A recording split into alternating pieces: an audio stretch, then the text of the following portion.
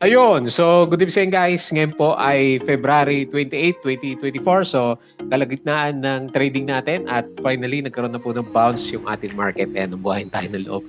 Kasi medyo nag-bounce ng konti, 0.23% yung majority ng ating mga big caps na stocks. Yung iba, pababa pa rin yung nakikita natin na galaw ng mga big caps na stocks natin. Pero nonetheless, kahit papaano nagkaroon tayo ng bounce, hindi siya lumapit sa MA20 eh. So anyway, hopefully, good sign yan kasi net foreign buying pa rin naman tayo, 27.86 million na net foreign buy dito sa market natin. So nandiyan pa rin.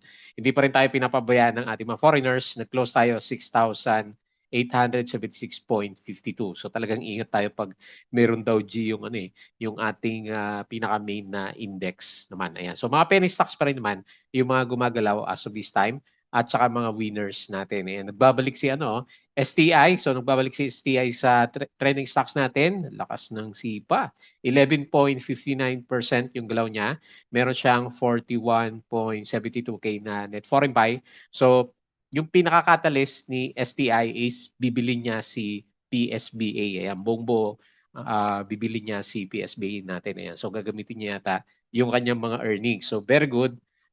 Lumabas na yung, siguro ito pa yung pinaka-catalyst niya, no? Bukod sa earnings last time na hindi natin alam. So ayan, overbought na naman yata yung price action nito. So mamaya silipin natin yung kanyang galaw. Tapos FCG, marami yata nakabantay dito. 0% lang naman yung galaw and then meron siyang 4.69K net foreign buy dito sa market natin. Ewan ko, pangalawa siya dito sa trending stocks.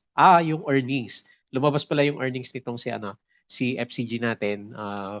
Tama ba? 55%. Mamaya silipin natin yung na-post natin na announcement. Siguro yun yung pinaka-catalyst niya. And then CHP, buhay na buhay pa rin.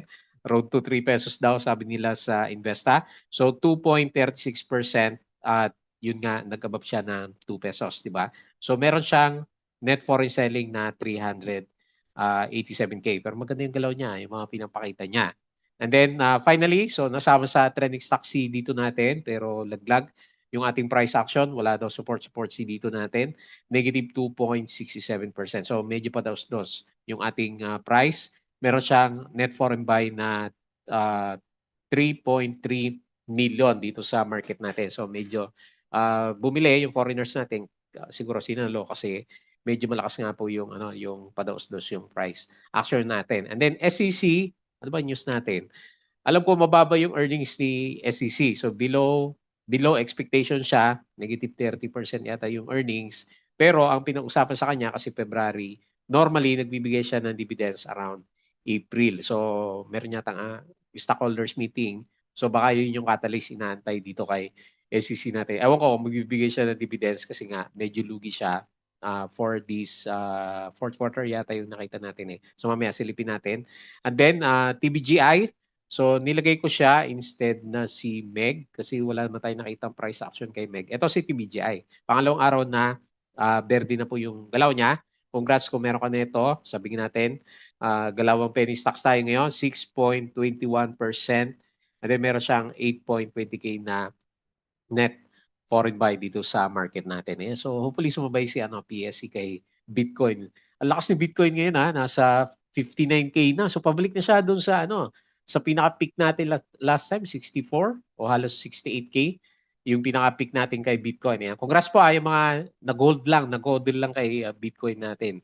Maganda yung nangyari sa kanya. Okay? So yan po yung ating galawan for today. Disclaimer guys sa mga bago dito sa channel natin as usual. Paki-double check na lang po yung ating review. Yung ating video is for education purposes lang po to Huwag niyong gagamitin to as a reason para mag-buy, mag-sell or hold ng stocks. Meron po kasing risk na involved dito sa market. So tignan nyo mga penny stocks yung galawan. So due diligence na lang po kung ano yung stocks yung gusto mong bilhin naman.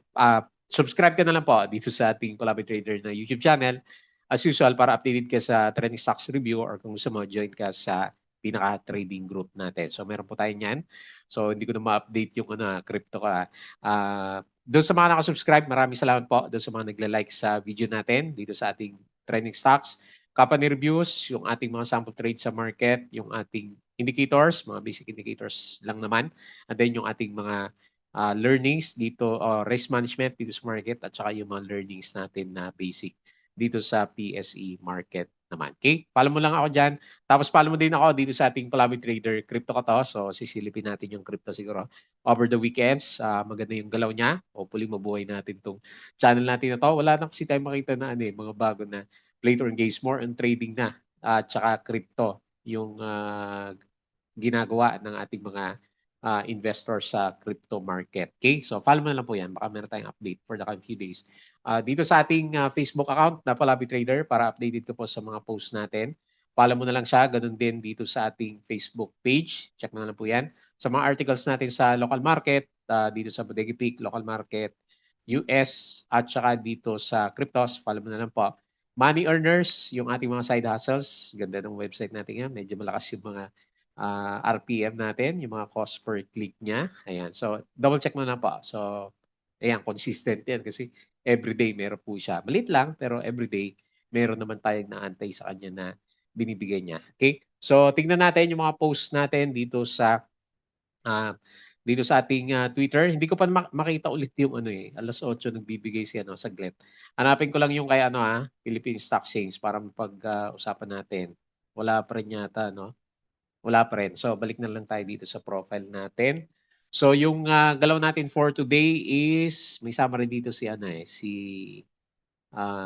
si investor natin. Ang PSE recap, 6,876.52. Nagkap nga tayo ng 0.23%. So, hindi pa pala last day of the year, no? Rather, last day of February kasi leap year yata tayo. Meron pa tayo February 29. Akala ko last day of the month na tayo at papunta tayo sa March. So, meron pa tayong 1 day sa February natin. So, PSAI close and then gains led by banks, property, bumalik yata si Alia, kung gloss, and then miners oils decline. So advanced SMPH, ayan, Ali, AGI, AAB, JTCAP, LTG, GGS, BDO, ito si BDO. Kasi medyo malakas yung drop niya So medyo nag-bounce siya. Maganda. Yung galaw decliners, meron din CNPF, Monday Converge, SM, ACSN, Globe, at saka si URC naman natin. So National Fiber Backbone Project on track for 2026 completion in GCP and DICT. Okay, so ito yung news natin kay Figaro. Kaya siguro pinag-usapan siya. Presented is quarterly finance for the period, fourth quarter yan, an impressive 55% growth in revenues. Ayan, so yan po yung news natin kay FCG. Kaya pala siya pinag-usapan. Tapos, good news, another good news para kay Megawide, o sa mga stocks natin kay Megawide, victory for Saavedra, Ferrer, and Tan. Supreme Court clears Megawide in Cebu Airport anti-dummy case due to insufficient evidence. Ayan. So hopefully, pumitik na ulit paborito natin dati si Megawide. Medyo maganda rin yung mga sipa niya. Tapos si Bitcoin. So ito yung sabi natin, mga breaking news, mga ka-Bitcoin. Natix natin. So maganda, 59K na siya. So most likely, marireach niya yung 60K siguro baka mag-pull back ng konti ulit yung ating cryptos. Congrats yung mga investors ng crypto. So ito yung mga binili ng foreigners. Tama ba? Tama. Ito. Foreign funds bought BDO, BPI, China Bank, MER, Manila Water, SCC, SCP, DNL, GSMI, ABA, Costco, DMC, Erich, Crit, DDMPR, MEG, dito ICT at saka si Bloom. Pumabalik si Bloom Foreign funds sold, Union Bank, ASEN, AP, Shell PH, CNPH, CHP, IMI, ACAGI, Ali House, Emirates, SMPH, Globe at saka si TEL naman natin. Okay? So SEC net income below forecast, yan yung sabi natin. RCBC 58%, maganda yung kanyang earnings. China Bank net income up on improved lending income. Ayan. Semirara Mining and Power Corporation saw its profit fall by 30%. Ayan. So nag-drop yung paborito natin yung stocks. Pero inaabangan nga siya para sa kanyang dividends naman. Ayan. So yan kasi panglaban ni SEC natin. Now, unit Rakuten on collaborative accord. Field rate expands new leases. Okay, pero medyo mababa yung earnings ni field rates natin. TEL issued statement Sky Cable issue. So anyway, alam natin yan. Megaworld registers 19.4 billion net income up by 26%. Actually, okay naman yung yung funda nitong si Megawide natin. Kaya lang ayaw pa rin naman. Parang si GGS din at SMPH, di ba? So, mga good stocks pero ayaw ng investor. So, no choice. Mababa talaga yung kanilang mga price action naman. So, China Bank, okay yung kanyang earnings. Philrate, minus 20%. Yan, mababa yung earnings natin. ASEN, issued guarantee to support Australian unit. No new franchise applications for ABS-CBN. So, yan sana mapapabuhay sa kanya. Oceana Gold Philippines IPO launch by May for 17.28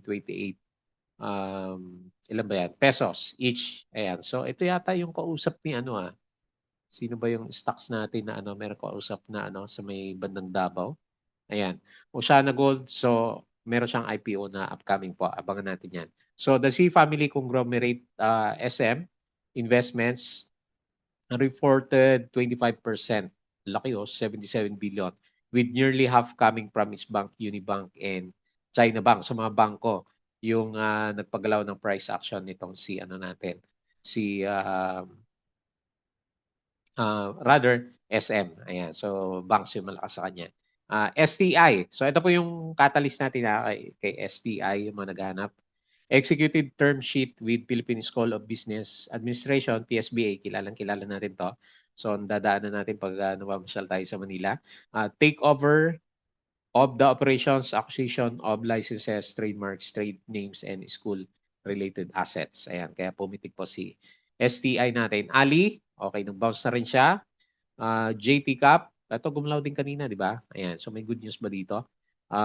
Okay, ito pa rin, San Miguel saka Metro Pacific Investment. ACE-N, so kulelat pa rin. Secures 150 million green term loan from ANZ. Okay, tapos si Aboites, si Coca-Cola pa rin, ang sinasabi niya, SEC. So, baba yung earnings.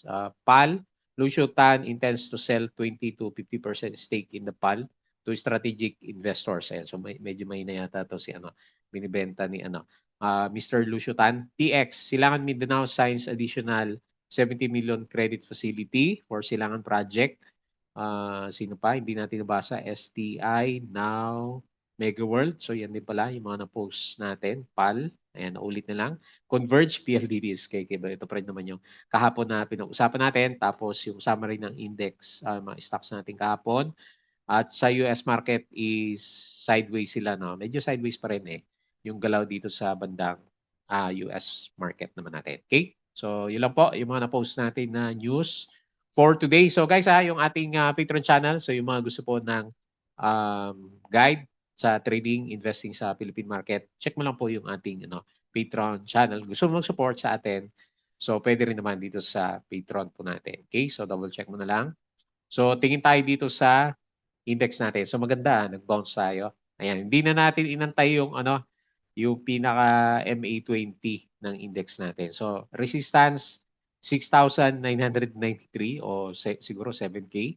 At maganda yung nangyari So hindi pa rin nagsasawa yung yung foreigners natin. Ayun. So intact yung trend natin. Another green day bukas is magbibigay ng hint para basagin natin yung 7,000 levels naman na yan. So baka bounce lang yan, technical bounce. Tignan natin kasi slightly below siya ng di ba? MAO, nasa MA9 yung pinaka-index naman natin. Okay? So yung ating RSI, bullish pa rin naman siya, pero yung MACD natin is medyo nagpo-pull back. So net foreign buy pa rin naman, tinitignan ko yung daily historical data ni Philippine Stock Exchange natin. Ayan, makita po nyo, puro berde pa rin. O blue, ano ba yan? Anong kulay yan? Berde pa rin yung galawan ng ating mga foreigners. So nandyan lang sila, nag-aantay lang sila mag-push ng ating mga stock. So ibig sabihin, very very healthy pa rin yung yung market natin. Kahit na meron tayong inverted Dow G nung nakaraang araw. Kasi wala pa naman yung yung mga aggressive na pullback na nakikita natin last time. So ito po yung mga winners sa mga big caps BDO. So ito yung nagpangat, 2.92%, Metrobank 1.6, PLDT 0.78, MER 0.70, JTCAP 2.13, Avoites 2%, SMPH 0.6%, sino pa ba? Monde. Yung mga nag-drop DMC nag-bounce 2.2. Yung mga nag-drop naman sa big caps, BPI minus 0.57, ICT minus 0.4, AC minus 0.58, SM minus 0.87, Converge minus 1.05, and sino pa ba sa big caps? Ayan, si Monde, nag-drop ng, ano ba yung tsura ni Monde ngayon? Nagre-retest sa support, negative 1.92%. Okay? So tingin tayo sa winners, mga penny stocks pa rin na si Tio, saglit. Tingnan na natin yung mga galawan na yan, LMG isang buyer lang siya, nag 48% kaagad yung galaw niya. Manila Bulletin, pinipitik talaga yung mga small caps. Pero ito winner, si STI kasi nag-breakout. ATM, buhay pa rin siya. Wala na sa trending natin. Pero nabuhay pala siya, oh. Nakakatakot lang yung mga ganito eh kasi 496K lang yung yung volume niya. So madaling buhusan, di ba? Lode, okay, nabubuhay na sila, oh. 8% DBGI, another Green Day, 7, walang volume tong mga to, no? Ellie, eto nabuhay si Ellie, o nag-breakout kanina. PAL, nabuhay si PAL, oh. Kailan basag-basag din. Si ABA, ayan, 4% si ABA natin. Pabalik na ba? Ayan, buti di tayo na-shake out dito. Ayan, naalagaan natin si ABA. SLF 3.57, RCI 3.45, Manila Water, nabuhay, oh, 3.07. Security Bank, BDO, so more than 2%. Security Bank nabuhay, no? At saka si DMC, 2.21%. Okay? So punta naman tayo sa losers. Hanapin natin, tingnan natin kung ano yung status sa mga losers dito sa market natin. Sino ba? Penny stocks. Kaya ingat tayo sa mga penny stocks. Si Ma, ayun, nagpaparandam si Ma. Minus 10%. Kasabay nito si ATN, di ba? Si Ma dati, yung mga paborito natin na trending stocks. X, minus 9%. Apo, minus 5%. PHR, nangyari na dito. Pabalik na naman si PHR. Oh. Minus 5%. Si Tech, naku, breakdown na. Minus 4. Ani, padrop pa rin. Hindi na ubos. DFNN, walang gamit yung Starlink natin. Hindi siya nagalaw, minus 3.95. Balay, okay, naging penny stocks na si Balay natin. Ayaw na. IDC minus 2.99%. Okay? So yan po yung mga galawan dito sa mga markets natin, yung mga movers. Tingnan naman tayo dito sa global markets. Ayan. So mukhang pullback dito sa pullback dito sa US market. So S&P minus 0.37, Dow Futures minus 0.34, Nasdaq minus 0.46. Okay, so okay, mas okay yung galaw nila kapon. So ayan. So tinamaan na rin pala lahat ng stocks dito. So European markets mapula, Asian markets. Pero ito naman sina China at saka si Hong Kong. Lumilipad din naman 'to ng mga nakarang araw. So nag-pullback na siya. So marami na tayong Korea naman na bumawi, 1%. So the rest berde. So pero half-half siya, no. So medyo mix yung galawan dito sa Asian markets naman natin. Ito panalo, mga cryptonautics. Congrats talaga. So hindi ko pa naman binenta yung ibang BNB natin, di ba? So very good. Yun BNB natin, 400 na, 250 lang dati. Bitcoin 59K. So congrats ha. So grabe, no? From 26K, 22K na nag-drop yung Bitcoin natin, bumalik na naman siya sa papunta 60K. So 4% up siya. Tapos si Ethereum is 3.3K. Tataas na naman. XRP 5%, Doge 4%, DOT 5%, Shiba, so boy na boy yung mga pennies, oh. Rather yung mga natin, meme coins natin, 6.7% up for today. Verde. So verde lahat ng cryptos na. Ano ba catalyst natin dito? Wala, no? Tumataas lang siya. So, okay. So, okay. Very good. So, maganda yung ating cryptos. Ayan. So, balik tayo dito sa chart. And then, pag-usapan natin yung ating mga trending stock. So, unahin natin si STI. So, congrats doon sa mga malakas yung loob na nag-hold sa kanya. So, bukod sa may volume siya, overbought pa rin, no? So hindi na sumampa dito sa ayaw magpasakay, no? Hindi na sumampa sa ilalim ng RSI 70. So syempre bullish na naman dahil sa spike natin for today. And then malakas yung volume niya ngayon, nasa 18 million siya at nag-spike ng 11.59%. Okay, so yun na po yung pinaka-catalyst, yung PSBA.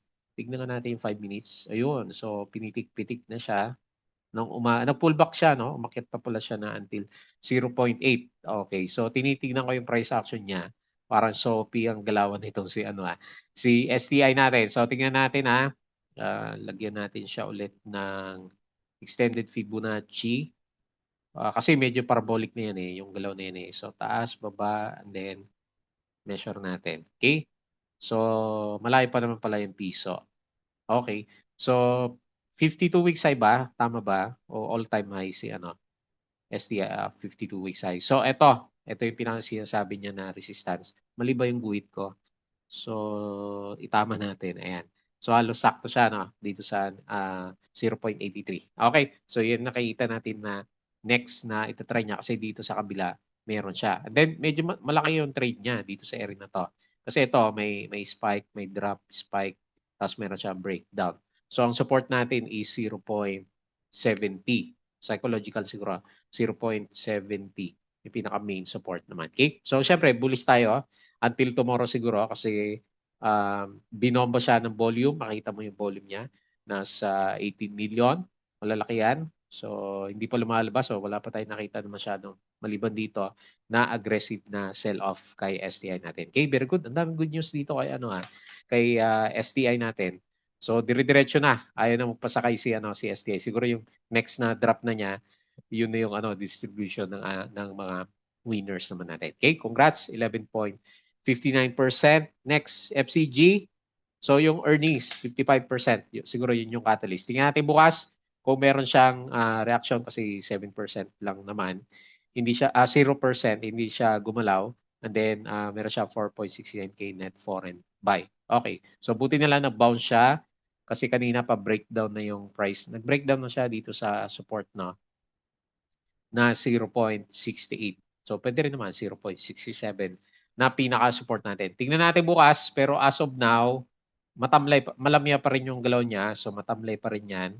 Hindi pa rin natin makita na mag-bounce siya in the short term naman kasi medyo bearish yung mga short term na indicators natin sa kanya. Okay? So tingnan natin bukas.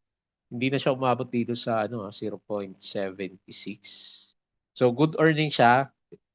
Ewan ko kung may epekto sa small caps, mid cap, small caps rin kasi nasa 3.72 billion lang siya. Okay? So anyway, bukas na lang po siguro natin makita yung galaw ni FCG. Wala naman nangyari sa kanya. Marami siguro may hawak kaya super trending si FCG natin. Okay? So next, CHP.